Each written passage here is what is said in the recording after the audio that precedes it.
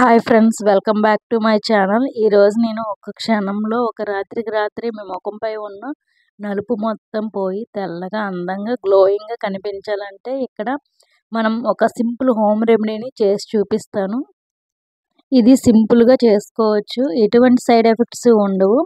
మీ యొక్క ఫేస్ కూడా చాలా గ్లోయింగ్గా అందంగా కనిపిస్తారు. చాలామంది ముఖం మీద తేనలాగా పేరుకొని పోయి నల్లగా కనిపిస్తూ ఉంటుందిగా, అలాంటి నలుపుదనాన్ని తగ్గించి ఒక సింపుల్ హోమ్ రెమెడీని చాలా ఇన్స్టెంట్గా చాలా గ్లోయింగ్ని తీసుకొస్తుంది. ఈ రెమెడీని మనం ఎలా ప్రిపేర్ చేసుకోవాలో ఇక్కడ నేను చూపిస్తాను.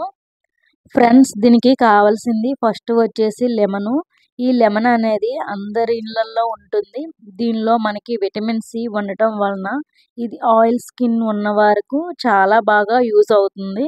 అంతేకాకుండా ఈ విటమిన్ సి అనేది మన ఫేస్ పై పేర్కొనబడినటువంటి నలుపుదనాన్ని తొలగించడంలో చాలా అద్భుతంగా పనిచేస్తుంది.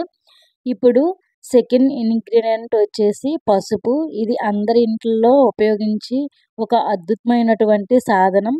ఇది మనకు చాలా బాగా ఉపయోగపడుతుంది.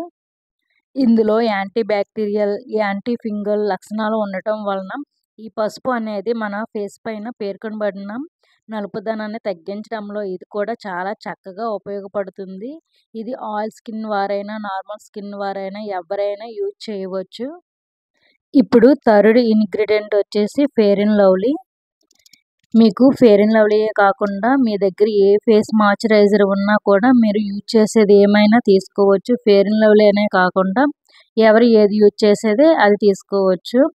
ఇప్పుడు మనము ఈ మూడింటిని ఉపయోగించి బ్యూటీ ట్రిప్ ఎలా ప్రిపేర్ చేయాలి ఇక్కడ నేను చూపిస్తాను. ఇలా ఒక బౌల్ తీసుకున్న తర్వాత లెమన్ 1 టేబుల్ స్పూన్ తీసుకుందాం. ఒక హాఫ్ టేబుల్ స్పూన్ పసుపును తీసుకుందాం. చూడండి ఫ్రెండ్స్, ఈ రెండింటిని తీసుకున్న తర్వాత బాగా మిక్స్ చేసుకోవాలి. లెమను, పసుపు ఈ రెండింటిని బాగా మిక్స్ చేసుకోవాలి. ఇలా మిక్స్ చేసుకున్న తర్వాత మన థర్డ్ ఇంగ్రీడియంట్ వచ్చేసి ఫెయిర్ అండ్ లవ్లీ. ఇది కూడా కొంచెం తీసుకోవాలి.